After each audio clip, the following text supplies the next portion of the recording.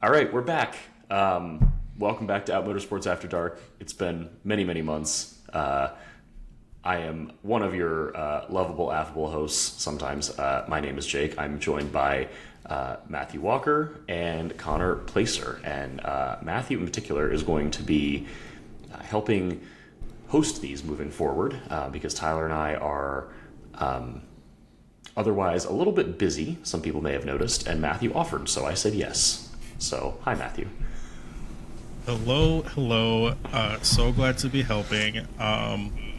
We're just going to be doing the same format for now, so having everyone come on and join, do a little interview, have some fun, and then the tiny preview you can get for now is in time we may introduce a game series. So if you guys would like to be a part of the game series, sign up for an interview, because we'll only be choosing from people who have been on the podcast. Yeah, all of that. And speaking of people on the podcast, Connor. Hello. Matthew has a whole intro process here. I'm just yeah, I had no intro planned. Well, in the words of okay. John Davis, we're glad to have you with us. Well, I'm glad to be here. Thank you for having me. I do want to start off with a little bit of on-topic car news, and that is the Volkswagen ID.Buzz. That came out this week, and I have thoughts. I do too. I want to say that I love it. I think they did a great job. It's a very cool vehicle. And for those who are listening at home that don't quite know what this thing is, this is finally the electric Volkswagen bus that they've been teasing for 20 years, and it's effectively the same as the ID4 skateboard that's, well, it underpins, I think it's called MEB. It's all of the electric Volkswagens right now. You could say there's been a lot of buzz about this coming out. All right, I like you. You can stick around for the whole show. And I'm not sure how I feel about it at the price point, and that's ultimately what everything comes back to.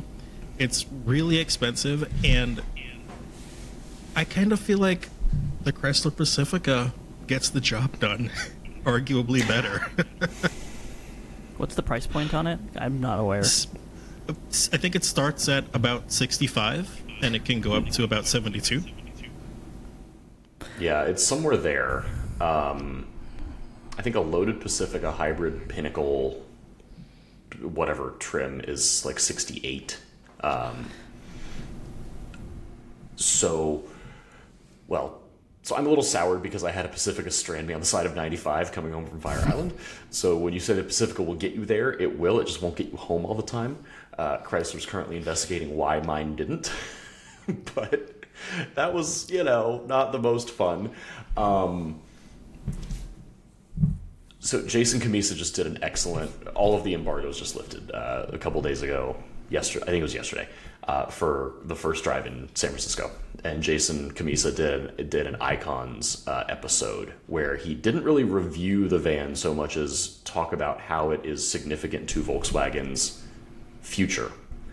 And he kind of compared it to when the new Beetle came out in 98, where the new Beetle was just a reskinned Golf, much as the Carmen Ghia was a reskinned Beetle.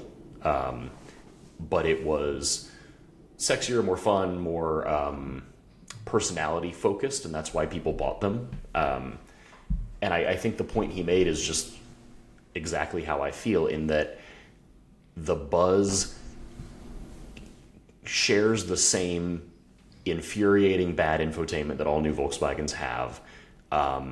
It has 2 window switches for 4 windows. It has all these weird quirks about it that are, in an appliance car, awful. But in a car that you buy on emotion with no logic involved, which is really what that thing is, people won't care.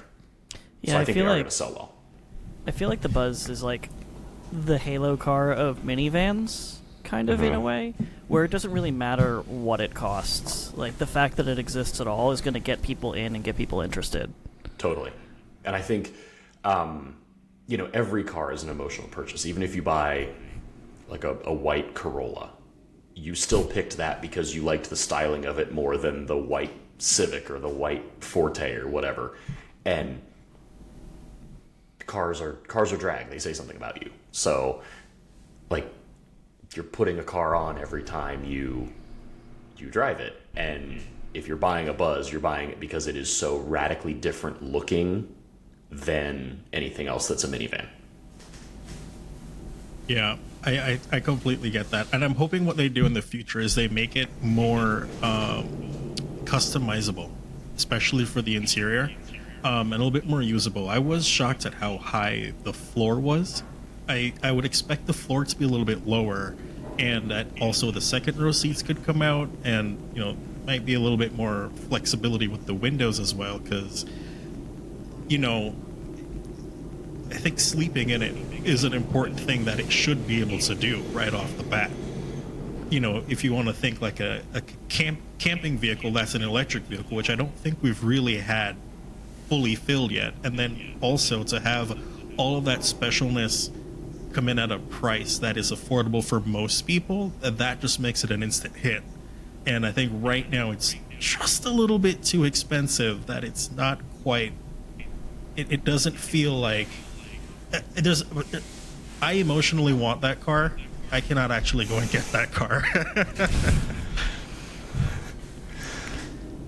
Yeah, I want to see an interior package that looks like the old, like, Type 2, Type 3 bus interior, where it's got, like, the kitchen counter with the range on it and the bench in the back. Like, there should... I think it's a bit of a miss that there's not at least an option to order it that way from the factory. Wonder if they'll do it. I have hope, once they get it rolling more. I feel like that's coming, because it kind of has to, and with it being electric, it just makes sense.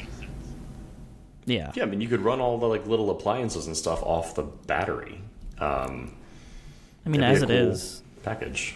As it is, like, I have a friend who tows his race vehicle with a Rivian R1T, and like, he sleeps in the R1 because it's got a hotspot, it's got camping mode, so it'll auto level itself. It's got all the little features that you would want, and so I feel like there's no way that they can't make the Buzz into an amazing camping vehicle. Yeah, absolutely.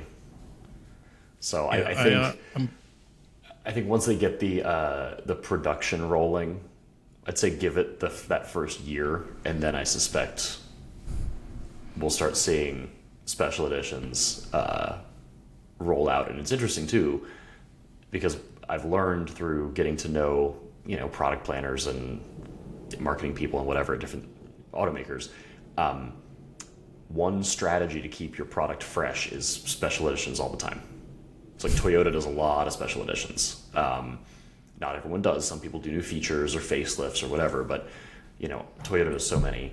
And this is a great segue into another new car that was announced that is a special edition, the ND Miata. And I'm going to pause because we haven't really introduced Connor. And Connor, you are in the Carolinas and you do motorsport in an ND Miata. Yes. Yeah, I have a 2016 Miata that we use for SCCA Time Trials primarily. It used to be an autocross car. Well, it used to be a lot of things. It's been a race car its whole life, and it's been through like 3 or 4 different builds through its life. But yeah, we're on the ND Miata platform, so it's definitely something I'm very familiar with, and I try to keep up with Mazda and their news. So they did this. This is what, 35th anniversary is the one they just announced?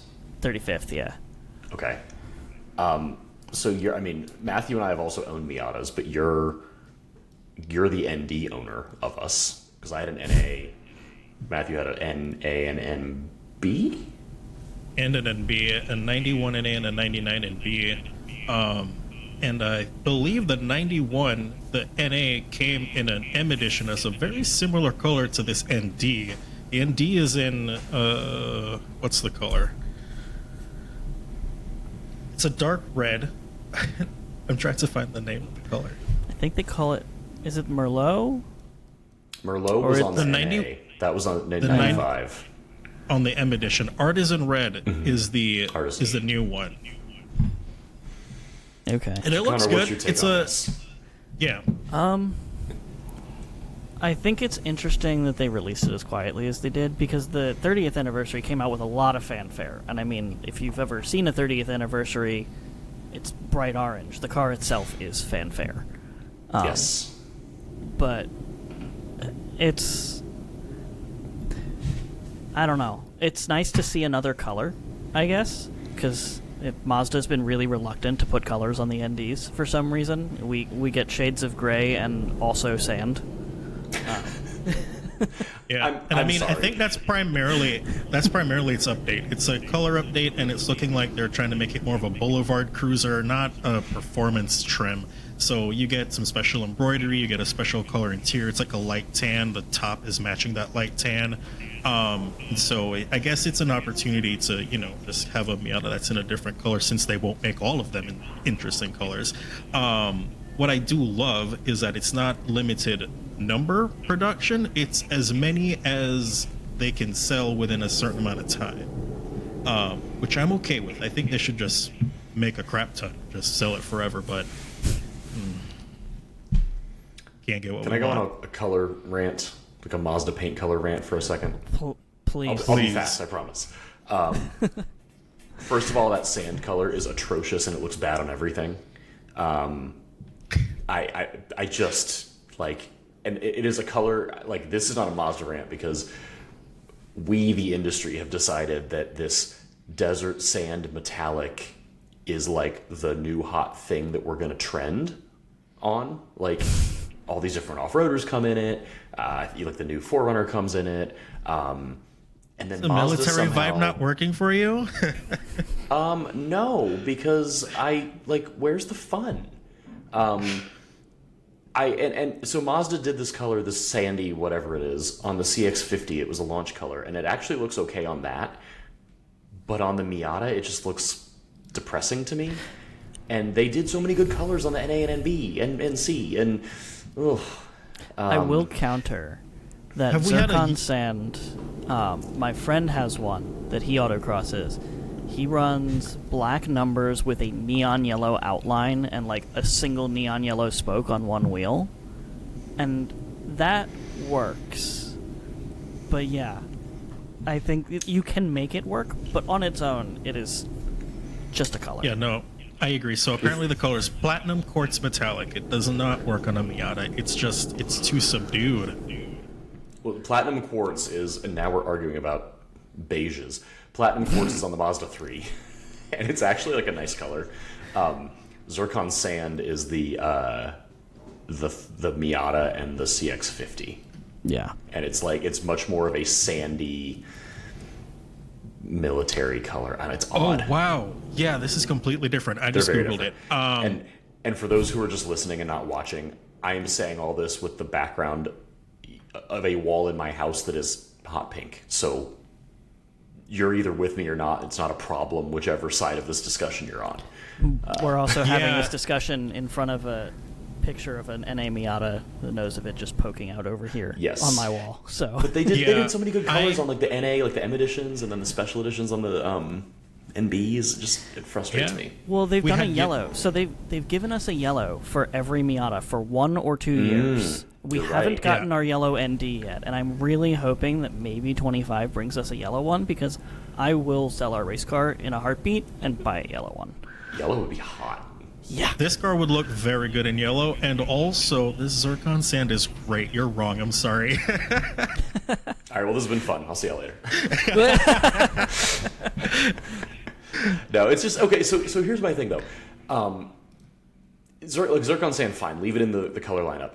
Mazda, they have Soul Red Crystal, which is stunning as a red, and now they got this Artisan Red, which came out on the CX-90 and is now on the special edition. I wish Mazda could take the depth and richness and focus they've put on making these two really, really fabulous reds and do it for literally any other color. Like, give me a blue, give me a green, give me a purple.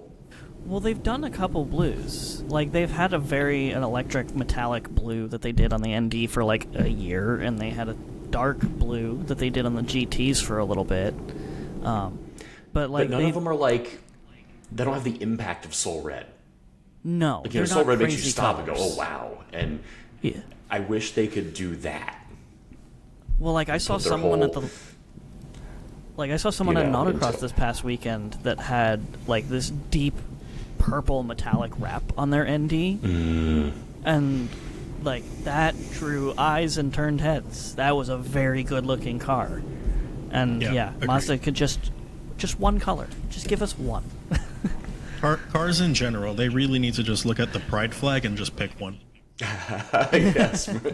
Marissa, Thanks, Marissa. that is like the best, yeah. I will say though, we've seen a lot of greens coming back. Not with Mazda necessarily, but like we are getting more good greens across brands, which is nice to see. And Well, I think- Copper is having a moment. I think the 2001 special edition Miata was green. Yes, it was BRG. Yeah, I want that Okay. color on the ND. Can we get that one? I wouldn't hate it. I would love. I think the Acura TS, the new Acura has the that copper color on both the MDX and I think the TLX. That color needs to live on some car at some point. Volvo had it at 1.2 saffron. Acura's got it on, I think the whole lineup actually. It's called Tiger Eye Pearl. Love that. Also, cannot do math. Knows names of orange Acuras. You got to put all those brain cells somewhere. There are two up here, Connor, and sometimes they touch, and that's when we have these conversations. Well, that is. All right. I think that is plenty of discussion of new car things because we do that all the time otherwise. But Matthew, you had a plan to like actually talk to Connor about like other stuff. We want to talk about a couple. Sorry, we're going to talk about Connor. Connor, where is home? So I'm in like the Raleigh, North Carolina area, that giant sprawling suburbia that is the Raleigh-Durham area. Very nice. Very, very central to like a bunch of racetracks, which is kind of why I'm here at this point. Okay, very cool. Do you participate in a lot of events? You could say that. Usually one or two, usually one event a month, whether it's an autocross or a time trials or a track day event. But when it's on season here, which is from February to November, like late November, so we get like a 2-month off season to take a breath. But yeah, doing events all the time. And so we already mentioned that you have an ND Miata, and that's what you've been using for a lot of these events. Is that what you started with the first time? No, so I started doing track with my first. I owned my first car for less than a month before I put it on a track, and that was a 2008 Acura TL automatic. Ooh. How did I not know Yes. you had a third Yes. gen TL? That's the best deal I've ever made. It's the best. Best I car regret ever selling made. that car all the time. Oh my gosh. And it was beautiful. It was royal blue pearl over tan with the navigation package. It was a perfect car, and it had like a stainless steel catback exhaust and a cold air intake, and that was all it needed. Oh my gosh, that thing sounded amazing, didn't it? Oh, it was so good. The VTEC on the J32 was just fantastic. Yeah, I like so many cars, and like I typically fangirl over Volvos, but a J Series Honda will always stop me in my tracks. Oh my gosh, including Every the time. Odyssey. Yes. Oh, totally. I dated a guy that had a third gen TL that was 06, I think. And Pre-fog lights. Pre-fog lights. A significant portion of my early attraction to him was that he had that TL and it was a stick shift. In reality, he was kind of a shitbag, and I probably shouldn't have dated him that long, but the car kept me there. It's awful to say out loud. Those stick shifts. Cars- Well, because cars- the stick ahead, shift TLs came with the Brembo kit up front, and they all had limited slip diff, which is, I think, to this day, potentially the only time a J Series has been paired to an LSD. Because it was either with the manual cars, and then the manuals became Type S's for 07 when Correct. they facelifted it. Yeah. but I think that's the only time the J Series has ever been attached to something with a limited slip diff in it, which has just got to be a great time. I remember it being fun when we were together. Yeah, Jake, but- you know, so I I went really like from- that story because... Breaking up, Go can ahead, you guys Matt. hear me? Yes. Oh yeah, we got you. Oh, all right, Jazz. I like that story just because it reminds me of the college days when it's you know, it's like you might be young and you're talking with all the guys and everyone's like, you know, I want a cool car to look good for all the people that you might be attracted to, and it's just the old story where it's cars don't get you chicks, they get you dudes. If you want to find guys, get a nice car. Exactly. Well, cars get some chicks. They can. Like For sure. the women, For sure. the women of out motorsports, absolutely. Yes. Absolutely. So I went from the TL. so- I did like 5 track days with the TL. I did Was it good at that? It was amazing, actually. Okay. I mean, from my I don't know anything about tracking a car perspective, it was amazing. But like, I never had overheating problems, never ran out of brakes. But it was like a good starter car. It was a great starter car. Okay. Did a bunch of track days with it. Did a couple autocross events. And I did like one autocross event and immediately got hooked on that. And my buddy had this 2003 GTI VR6, so the Mark IV with the VR6, rotting under a tree, basically. And I was like, hey, I don't have money to buy this from you right now, but can I use it for autocross and I'll pay for all the tires and parts that I break on it? And he was like, yeah, okay, I guess. And so I campaigned someone else's Mark IV GTI for a year in autocross, and at my first national tour event, blew a power steering rack on it. Like, just the seals just gave up because they were from 2003 and were never designed for what I was doing with it. And rebuilt the power steering rack for that car on my kitchen island in my apartment. Oh my gosh. I love that. And so in your first year, you went all the way to a nationals event. Yes. Yeah, it was like kind of how I decided to cap off my first year of autocross competition. Was like, you In know a what? borrowed Let's car. just in a borrowed car. I bought 200 treadwear tires for the first time. Had never driven on them before. I was on all seasons before that, and I was like, you know what? Let's just send it. And I sent it. Amazing. I You hit the came go fast dead crack pipe real hard. I hit dead last. But I had a great time. But you had a great time. Yeah, that's how it goes. That's how it goes. But so what happened after the VR6? So the GTI, after the power steering rack blew up and I rebuilt that, my buddy was finally like, okay, no more of this. I'm tired of my car being broken.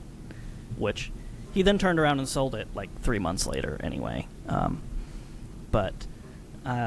from the VR6, I still had the Acura. I still did, I think I went to one more event with that.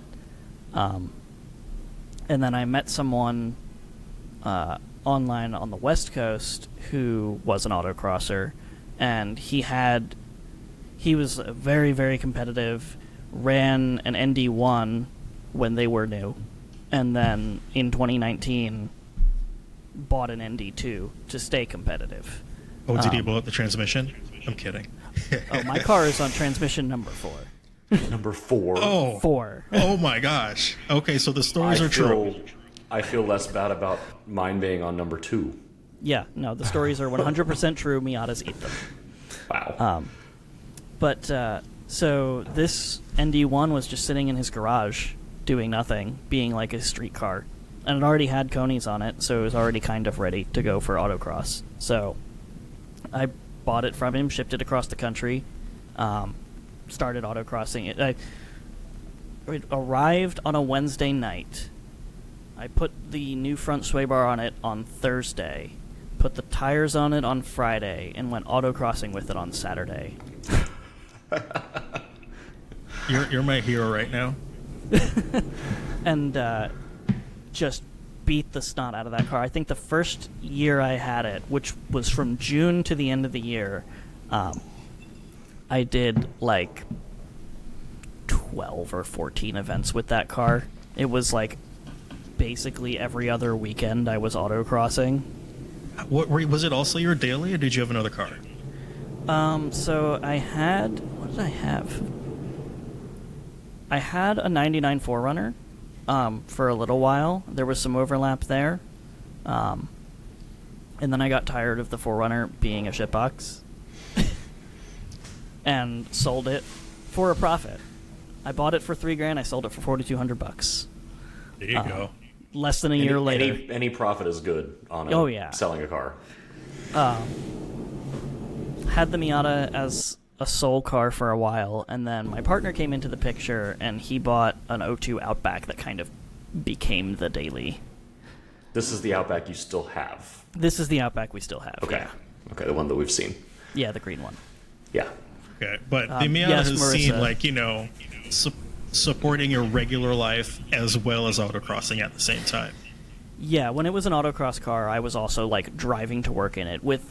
At the time, I was using magnet numbers, but that didn't last very long because I got tired of putting magnets on at every event. And it was a fully stickered up, numbers on, autocross car.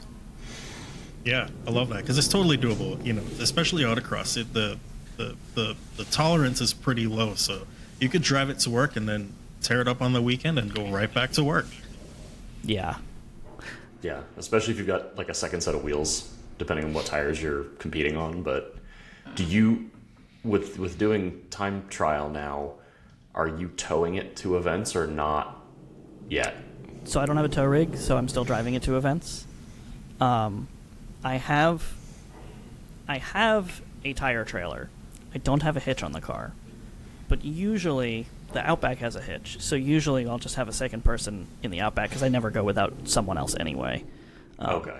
So they'll just Support drive the Outback with vehicle. the tire trailer. Yeah, the Outback is the support vehicle for the Miata. Got it. Very nice.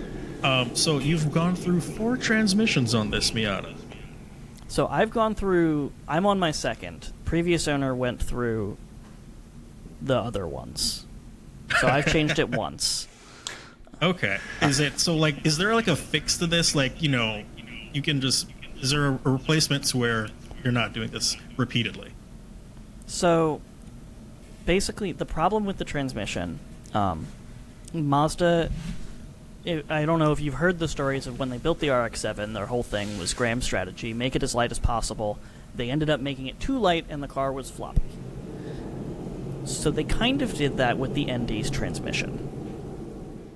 So I remember the ND had the Graham strategy thing when they announced it. They were very proud of that. Yes, they took 15 pounds out of the transmission compared to the NC.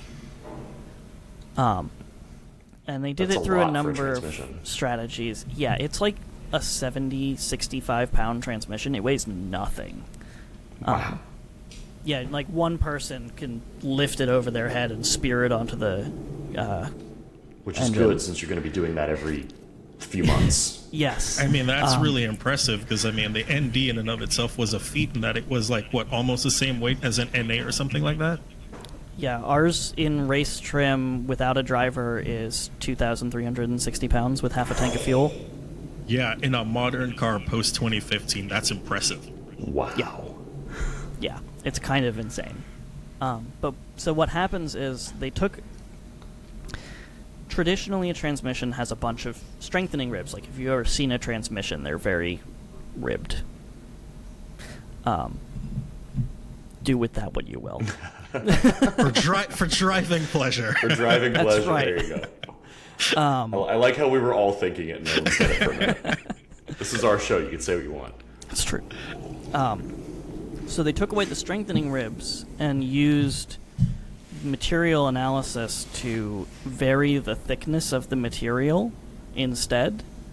So make it thicker where it needs to be and thinner where it doesn't need to be. And what ended up happening was they didn't make it stiff enough. So the entire transmission, because of the way the Miata is built, the transmission is a stressed member between the engine and the rear diff. I'm also a stressed member. And it, so when the front and the rear of the car flex independently of each other, because the Miata is inherently a very flexible platform, the transmission twists. And it's a very tiny amount of twist. but it's just enough to misalign the gear faces, or the shaft and the counter shaft, in such a way that it wears the gears. And so whatever gear you use most is the most worn. So in an autocross car, it's second gear. In track cars, it's third and fourth. And eventually, it just will shear the teeth off of whatever gear is worn to its failure point. Like when we took our first gearbox out and like cracked it open, and you turn it over, and a bunch of teeth fell out. Like whole gear teeth fell out of the gearbox. Oh, wow. So the fix is to strengthen it. They released a strengthening bolt because it's like a sandwich assembly. So there's the bell housing, the gear case, and then the tail shaft that kind of sandwich together. And then there's through bolts. There's 8 through bolts that go around and hold the whole sandwich together. They replaced the bolts with studs, which helped. They offered it as an aftermarket kit, and they put it in all the Global Cup race cars. The Global Cup cars continued to blow gearboxes, even with that, and they're on slicks, big, very sticky tires, and pulling a lot more lateral Gs than we are, so their cars are twisting a lot more. But they were still blowing gearboxes, which is why now the Global Cup cars are on the sequential gearboxes.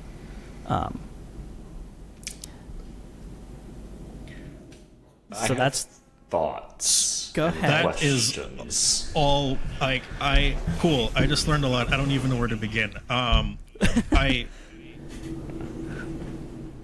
So I've got questions, Matthew. If you don't, I know where to begin. You if go. you don't, I'll give you a minute. No, I don't. Okay, so I was talking with John, who helps run our motorsport events that we plan, about. We were talking about convertibles being allowed on track because of insurance purposes, and if you have to have aftermarket rollover protection, or if the factory stuff is good enough. It's like like Mercedes SLK is fine. BMW with the pop-up hoops is fine. A 911, if they're up, is fine. Mazda makes such a big deal, and they have for a long time, about the Miata being the most raced car any weekend in the United States. Blah blah blah. Yeah. And they're not wrong if you count up every form of competition, and every Miata still on the road. That is a valid claim. I think I have no reason to doubt that. I think so. The NC and ND roll hoops are held in by these teeny little bolts. They're not structural, so you have to have an aftermarket bar in the car for the sake of track insurance use. And I think that, combined with hearing this story of the transmissions, they're if they've been so big into motorsport since the NAs. I'm just surprised by those two things both. If this is the most raced car, okay, deal with the weight, make the hoops structural so people can just go track them without throwing a bar in. I know autocross, you don't really need one, but make it easy. And then I feel like this transmission thing should have come up in testing. Well, so there's two things with that. So one, I will give Mazda a little bit more credit than you're giving them on the roll bar, because we had to take the original roll structure out to put the roll bar in, and it's definitely a little more substantial than just 2 bolts. In a street rollover, it's fine. Sure. I wouldn't trust it on a track, but on a normal, my car flopped over kind of incident. As they do. As they do. Got tired and took a nap. It's just... High fly. But the transmission... Well, so the transmission issue, I think, didn't come up in testing because the 2-liter was a last-minute addition. Oh, you're right, because overseas... It's a 1.5. Right. So less torque to mess with it. Right, which is why the ND1 engine is a Mazda 3 2-liter Sky Active that has been taken out, rotated 90 degrees, mated with a new header that fits in the packaging of the ND, and dropped right in the car. And that's why the gearing is really bad on ND1s, because the 1.5 revs to 7,800, I think. And so when you put a 6,800 RPM motor in it, suddenly all your gears are way too short. Oh. And the Interesting. ND actually has rev limiter by gear to kind of counter some of that. It'll rev a little higher in first and second than it will in the rest of the gears. Which is weird because that engine happily spins to like 7,500 all day long. We run ours up to 350, I think, with a rev limiter. Was this corrected in the ND2? Kind of. So they added some mitigations. So they replaced the single mass flywheel with a dual mass flywheel to get rid of some of the shock loading that was causing the gears to actually do the shearing. There was also a TSB because there were some metallurgy problems with the gears on the early NDs, like early 2015 production cars had a metallurgy problem that got fixed in a TSB. So the ND2 had the dual mass flywheel, and they had like a slightly different throttle map that they claimed helped reduce drivetrain oscillation, or something to that effect. I believe it. Okay, sure. As soon as you put a tune on the car, presumably goes away immediately. Probably. But are we seeing less failures? Because if so, then, perhaps maybe you just need to put in an ND2 transmission on ND1. No, the last one we blew was an ND2 transmission. Oh, cool. Got it. Hey, listen, every car has its Achilles heel. Right. It had to be something. It can't be perfect. It can't be. Right. GR86s blow up on right-hand turns. BMWs don't have cooling systems. It's fine. Yeah, old BMWs just kind of do what they want. They're like, teenagers. So I'm very fascinated by all of this. I have an ND3. Are we on ND3 now? Yes, we're on ND3 now. Okay. I have an ND3 coming to review in a couple weeks, actually. I'm very excited because they changed the differential lockup logic, and I am curious, and Connor, you might have experienced some of this both in motorsporting and just driving yours to work and things. The ND Miata is one of the only rear-wheel drive cars that I have driven lately where I have been able to induce a slide at will with liftoff, oversteer, and then like matting the throttle. Yep. Anywhere I drive it. Correct. I have done it on the interstate in DC prior to taking the exit from my place. I had a piece of furniture from IKEA in the passenger seat, threw a sweepery right-hander, and was just like, what if I do this? And I lifted and floored it, and I slid it at 50 miles an hour. Which, like, when I had my NA, you could not slide that car because it didn't make enough power to hurt you. But the entire phenomenon is funny to me, and once you know what you're going to do, it's like it's controllable. But I'm curious to see how this new diff behaves, diff or software or whatever it is. Well, so the diff on the Miatas is a real diff, so it is it's fully mechanical, no software. So the change is they changed the ramping profile of the diff, so they increased lockup under decel to increase stability, and decreased lockup under acceleration to induce a little more oversteer. Because the problem that the ND has, it's the reason why so many people go and put an OS Geiken in it, is when you put your foot on the throttle, it immediately starts to just push. And it doesn't matter how well you set it up. It's what makes it a very good learner's car, because it's very punishing to getting on throttle in the wrong spot.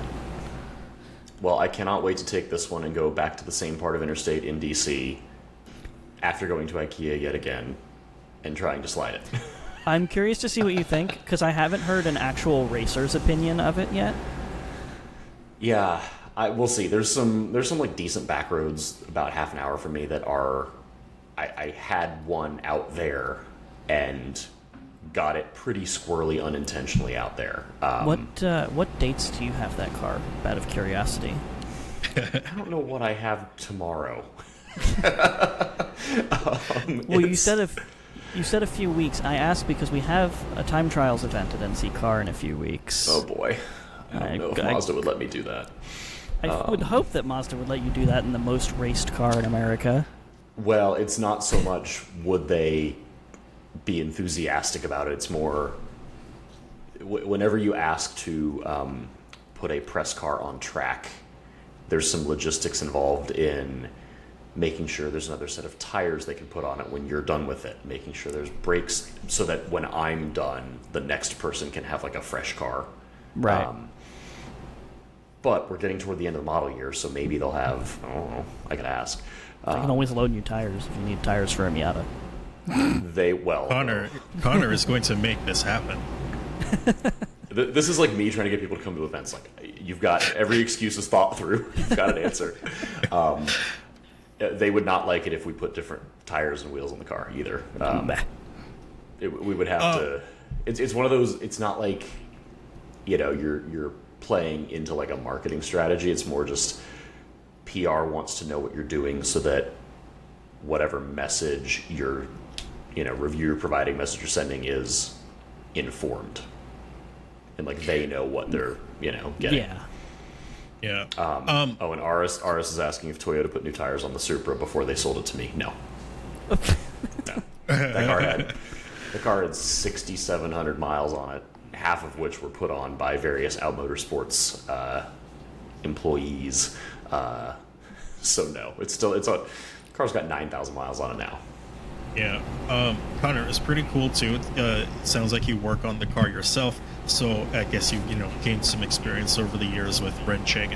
And you recently bought a car that I think, I hope it doesn't put all of your skills to the test, but you recently picked up an Audi. Do you care to share with the class what that is? Yes. So I purchased from my grandmother, who owned this car for 22 years, a 1995 Audi 90 Sport Quattro, which, for those that don't know, is basically the sedan version of the successor to the original Quattro. What engine's in it? It has the AFC 2.8 liter 12 valve V6, not VR6, V6. Naturally aspirated. Yes, makes and a 200 manual. horsepower. Yes, the Sport came with a 5-speed manual. Very nice. I'm excited. That sounds like a riot. I've seen a couple pictures, and honestly, if you don't mind, before we're done with this, send some photos over of both the Audi and your Miata. Maybe when we share this on Out Motorsports, we'll include pictures of your cars as well. Yeah, definitely. How has your experience been with the Audi so far? So I purchased it with 113,600 miles on it. It just rolled over 117.5 in a month. All right, you've driven it. Yeah, we've already taken a road trip out to the mountains, driven it all over the place, commuted in a bunch. For the most part, it's been fine. It seems to have a sticky thermostat that sticks open, thankfully. All right. The better position for a thermostat to stick in.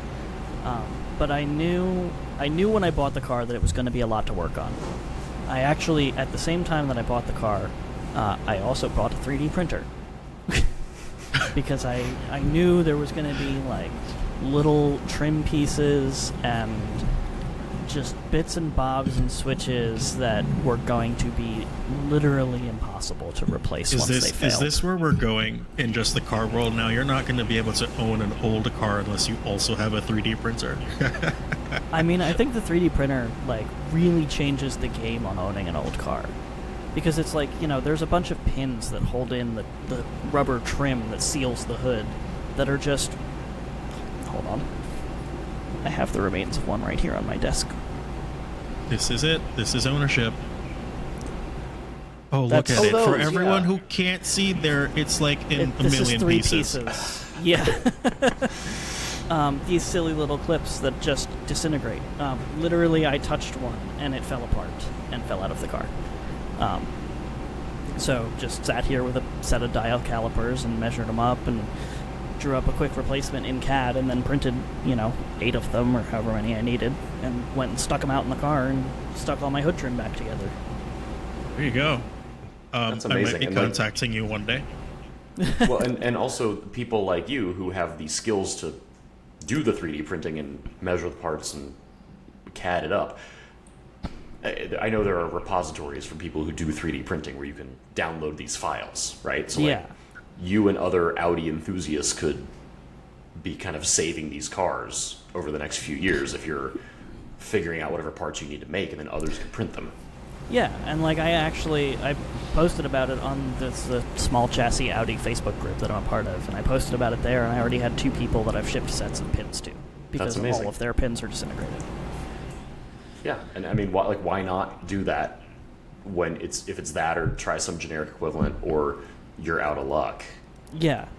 Yeah, why not make them? And I have had some luck with some generic equivalents, like the under tray clips that exploded last time I tried to put the under tray back on the car, because you have to take the under tray off to do literally anything. We went to go replace the voltage regulator on the alternator, which is under the cylinder head, so you have to get at it from under the car. Goodness gracious. Yeah. Nice. It just makes me glad to know that I'm not the only one that has over the years dealt with nonsense. And like, I know everyone listening that's like in the chat right now, you know, Don had sent his convertible top cylinders off for his R129 Mercedes convertible to get rebuilt because they exploded hydraulic fluid all over him. And like, you're dealing with all this Audi stuff and weird engine layout. Like, we've all dealt with it or are dealing with it, and it's just nice to know you're not alone. Yeah, the one that really gets me, that's like really frustrated me, and there's nothing I can really do about it except go on eBay and buy a $200 replacement. To Don's point of $200 plus replacements. Mm-hmm. The interior lights. So they all have 3-way switches, because every interior light can be set to on, off, or door. Oh, okay. And the mechanism that Audi designed for these light switches is the most overcomplicated, over-engineered light switch ever. And it's held together by the worst quality plastic that in 30 years doesn't hold up. And so you go to flip the switch, and the switch just goes bing, bing, bing, bing. Oh, no. Exits the chat. It left the room. It said, "I'm done. Leave me alone."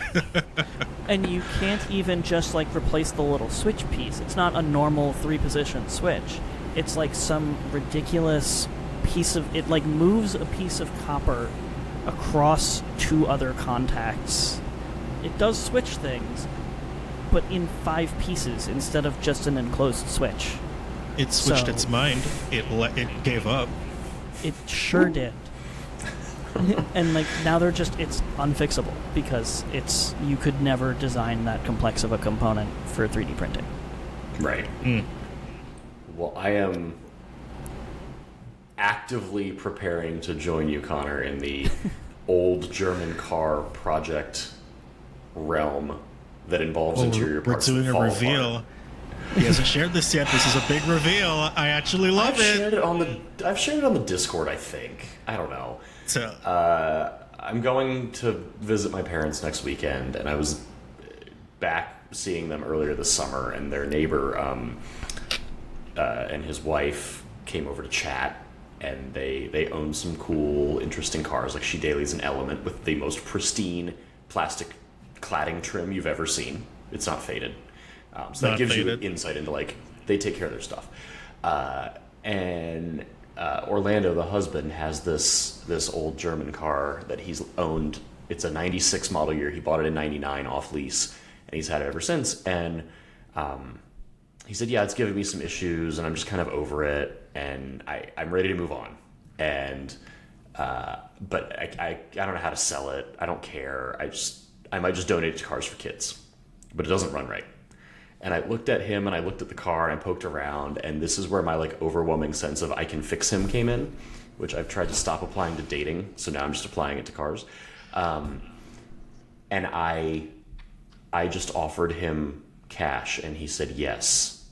And I walked back inside, and my mom was like, how did that go with Orlando? And I was like, well, I think I bought his car. Never look at a clean, cheap car. Never. You will buy it. I've done it twice. Yeah.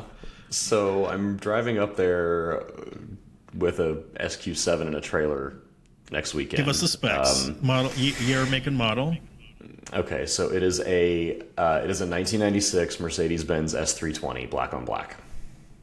Okay, is it 144,000 miles, and it doesn't run right. So That's fixable. It's got a misfire. It's the inline six, and it's got a misfire bad enough that it'll shake the hood when the hood's open. So I'm gonna fire the ignition parts cannon at it and see if that fixes it. You know, I can't believe I'm doing this, but I'm going to do this. And some of you know what I'm going to do. Uh-oh. I'm worried. For those not watching on video, Matthew just left. Okay, I don't know where he's going. We can admire Matthew's plants. There are very nice plants. Very nice plants. He's a much better plant daddy than I am. A wheel. We've got a wheel reveal. They're back! And they're staying. These do fit the W140. Shameless advertising once again. They've been refinished, and they're all for you, Jake. Again, if you can't see, Matthew just left and came back with an AMG monoblock wheel that he is just holding on his desk now. So from a W220, 18 by, I think, 8.5 in the front, 18 by 9 in the rear, they do fit the W140. It'll look real good on the block. It would look Because really a good 9-inch on that car. back wheel is what I need with like 200 horsepower. And like That sounds a great. and a misfiring engine. That's, these are the priorities. This is how you own an old European car. I'm gonna follow Connor's route with the Audi and make it work before I do anything with it. No. Connor's route was sway bar, tires, autocross. That was okay. We're not going down the TL and the auto rabbit hole. Not with an Okay, S-Class. so in Matthew's defense, this past weekend I did autocross the Audi. But you've here we already go. put 3,000 miles on it. Yes, but I did autocross the Audi. But Connor, I have not test driven this car. It runs and the air is cold. That's all I know. So I gotta like. Are you saying we're having a '90s German work party? Well, we might. We get yours and mine together, and we'll figure out window switches and coil packs and this. There's some sensors and stuff by the sunroof panel that are like hanging down because the clips have failed. So I might have to have you make. I'll clips pack for up me. my 3D printer and drive up to DC. This will be the first OMS event for next year. It's a Fix Jake's W140. My hope is to have it fixed in the next like week because this is the other thing too. I have nowhere to put it, so I'm taking it to Jeremiah's house, and we're gonna work on it there. And the goal is I'm going to drive it home and then park it on the street here. If you live near me, don't steal it. And well, I'll have it insured. You can steal it. But it'll be agreed value. It'll be fine. I'm not advocating insurance fraud, but yeah, I got to figure out what I'm doing with it too. So I don't know. Speaking of events next year, have you got anything in the works yet? We have dates. Not telling them yet, but we have dates. We're not sharing them yet. My bad. We're not sharing because I don't have contracts signed. So like this is all a concept of dates until we have them committed. Cool. Concept We've of got a plan. Yes. My apologies. I just know we're well on the road for next year. That's We enough are there. We are on the road. I mean, what I will say is that the plan here is to do one big track event on the East Coast, one big track event on the West Coast, and then fill everything else in with other driving events and other fun activities around the country. Now, when you say track event, are you talking track event? Or track cross. Okay.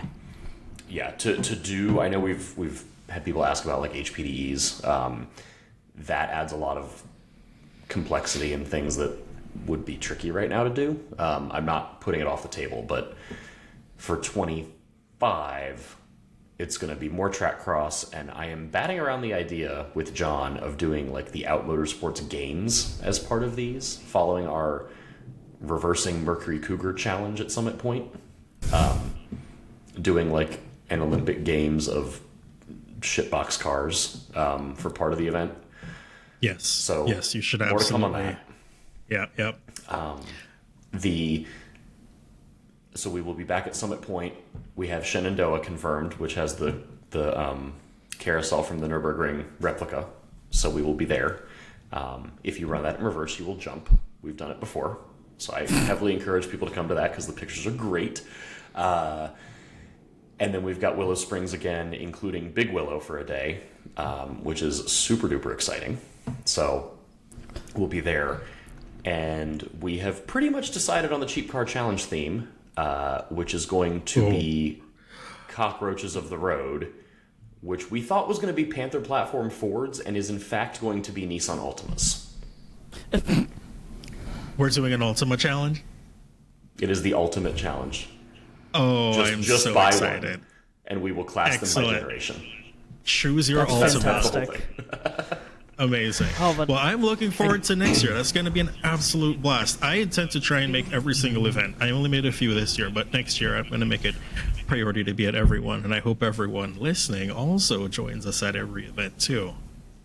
Well, don't get too ahead of yourself, because my hope is there's going to be a lot of events that are smaller plus the bigger ones that everyone comes to. So you might be signing up for a lot there, depending on your level of commitment. But we will see. I Yes, am lots in going the from works. coast Stay to tuned. coast. Also, with that, for anyone who wants to be on the podcast, just a reminder to sign up.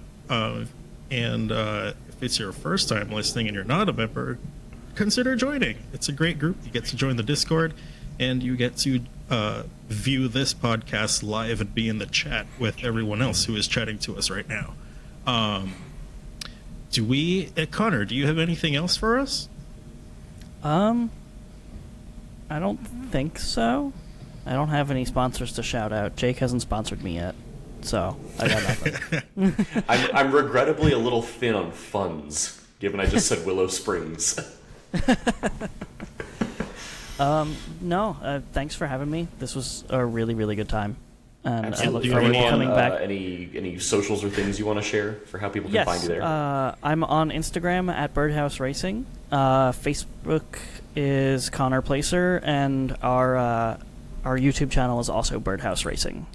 Awesome. We'll put links in wherever Excellent. we can. Yeah, definitely. Well, thanks for joining, Connor. It was awesome. You had a ton of valuable information to share. That was truly new to me. And thank you for suffering through my first time being on the other side of this seat. Nervous and having a great time. Thanks for everyone listening. And we'll see you for the next one.